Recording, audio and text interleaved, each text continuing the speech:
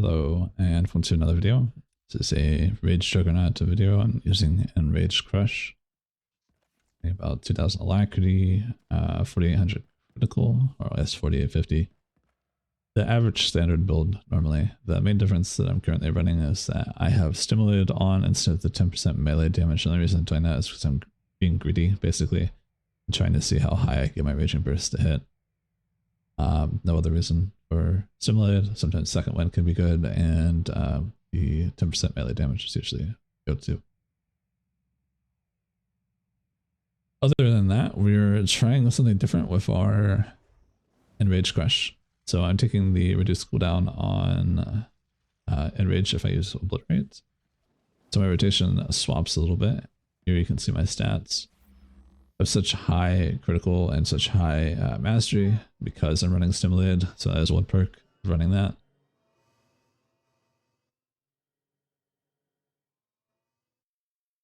And when I pop my Enrage, the main reason why I'm taking the talent is just to increase the uptime of my 20% critical hit chance from my implant. Being able to have this up a lot of the time, and after using Rage and Burst or Smash, you also get another critical hit passive from one of your talents. Ends up being a lot of extra critical and a lot of extra critical hit damage, which allows me to hit really hard, and then you pair that with Bold Hatred, I can hit some crazy numbers given the opportunity, which is very fun. That's the main reason why I'm playing it like this. But I'm also playing a lot of matches where people are just dying flat out, so I'm trying something new. What I mean by that is that I'm overlapping my destruction procs, so normally you don't want to do that. A destruction proc is pulled from your Force Crush or your Enrage. It's the little white shockwave looking icon on my bar. Most of the time you do not want to ever overlap them, and you 100% never want to do it on Fury, for example.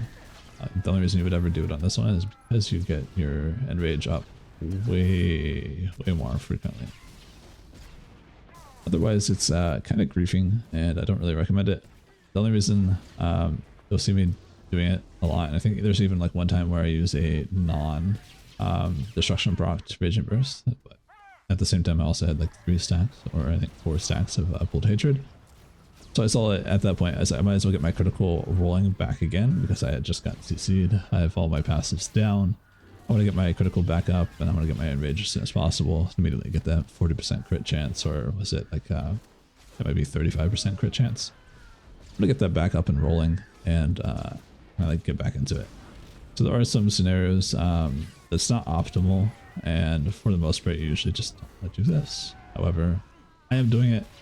I think it's not terrible, and for the most part when it comes into like going into your rotation, sometimes for most players this might actually be easier to do because you don't have to think about overlapping your destruction proc as much, and I'm pretty sure a lot of people unintentionally do this anyway because they don't actually pay attention to their destruction procs. Most of the time I usually do. I won't do this. However, you know, why not? I've been playing Rage Chuck for quite a long time, and I've pretty much done everything with Rage Crush at this point. I just want to try out different stuff and see how it feels, see how it goes, and the reduced cooldown on Enrage I actually like quite a bit. And unfortunately, this match ends up being a pre-made versus pre-made. I don't know these people. I'm just solo queued, and there's an enemy team pre-made. So they're a little bit more coordinated, and eventually, you know, I end up going down. Here in this situation, there's not too much I can really do.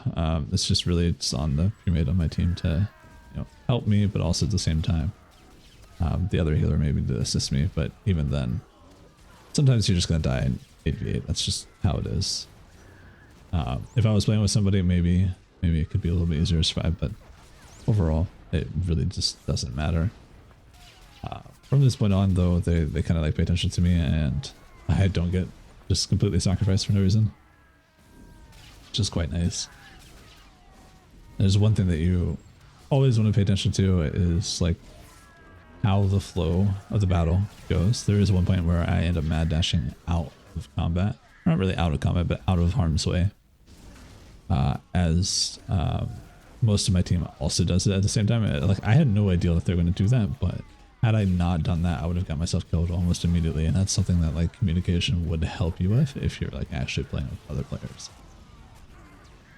So there's one thing that you think about, like with your pugs, you know, where are players, like how are you playing? Are you too far up? Are you too far back? So for example, our mercenaries just kind of like getting up in their face and being tunneled like pretty much for the entire match, right? Like they're making themselves a target, which is helpful for me because that means that I can be a little bit more of a bully and I don't have to worry about getting a shutdown as much. So it's actually a really good move on their part. And had they not actually done that, it would have made my life a little bit harder. So that was a wonderful thing for them to do, and it's definitely something worth pointing out because when it comes to being a frontline, it is tough sometimes. Mage Juggernaut doesn't really have the tools to handle it, and VG Tank doesn't really have the damage to forcefully do it without some sort of like support that will be able to enable them, or like a Pyro PT or another like controlling melee to help. Mage Juggernaut is a bully, but it's not a controlling melee in the sense of term of like team control. So like when you think of like AP, you've got Carbonize, you got Pool, you're going to really be able to dominate an AoE fight. Pyro, you're really going to be able to AoE dominate a fight, lethality, lightning. Those are all great specs that kind of like bullying an entire team all at once. Rage Juggernaut is a little bit more personal, where you're kind of like bullying one person. Vengeance would be another good example too for like AoE control.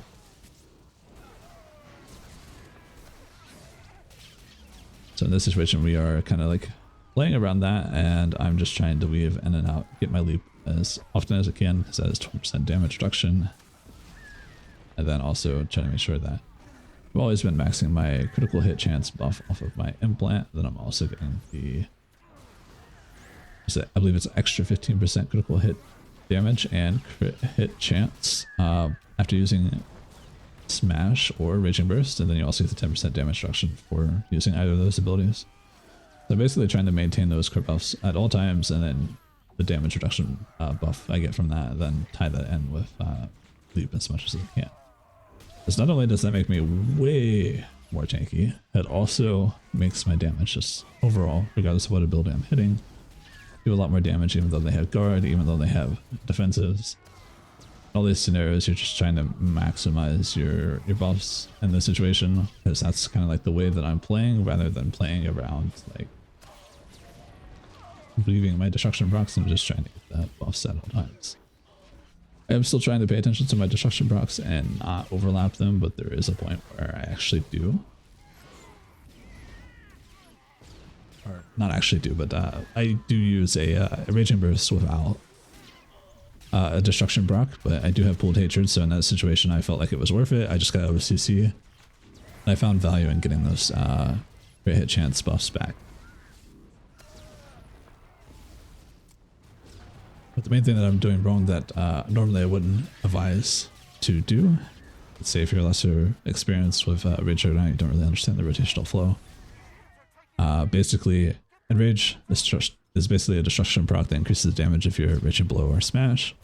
Then we get one stack of it. You have Dominate, so if you leap or Obliterate, you get a stack of that, or if you use Enrage, you also get a stack of that. Only stacks up twice if you're running Dominate. So the ideal is Force Crush will give you a destruction proc, and then Enrage will also give you a destruction proc. And you want to avoid using those at the same time, unless you're able to get your Enrage back up before you're about to use your next Raging Burst. Sometimes you can get that, sometimes you can't.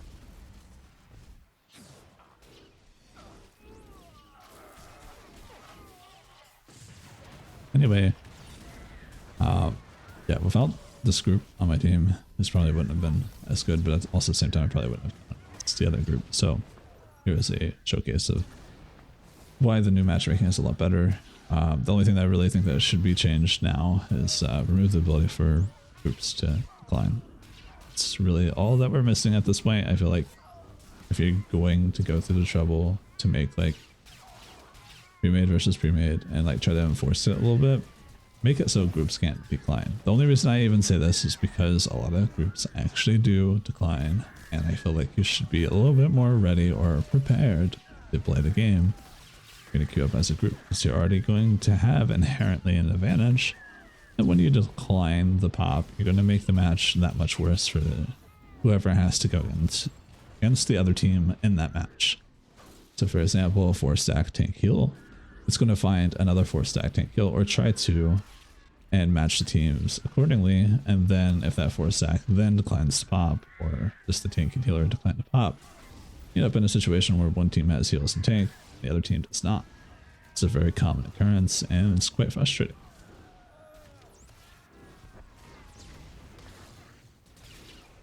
This also avoids punishing solo players, which is very important, because I really do feel like solo players probably shouldn't be as punished.